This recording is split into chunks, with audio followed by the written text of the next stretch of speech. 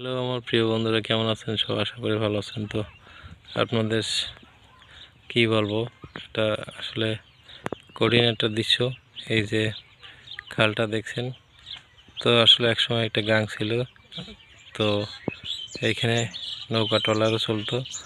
তো আসলে এই এখন খালে পরিণত হয়ে গেছে। তো দেখুন শুকিয়ে গেছে, যেহেতু এই খালে একটা সময় প্রচুর মাছের দেখা যেত।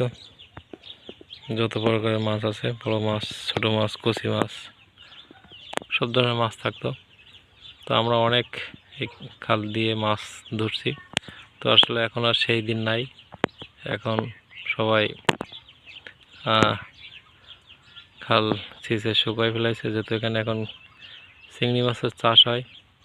তো এই অবস্থা। ভিডিওটা কার কার ভালো লাগছে অবশ্যই কমেন্টে জানাবেন, লাইক কমেন্ট শেয়ার করবেন।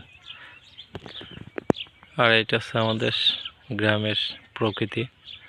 তো আসলে এই প্রকৃতিটা কার ভালো লাগছে, যদি ভালো লাগে থাকে অবশ্যই লাইক কমেন্ট শেয়ার করবেন, পাশে থাকবেন, ভালোবাসা দিবেন।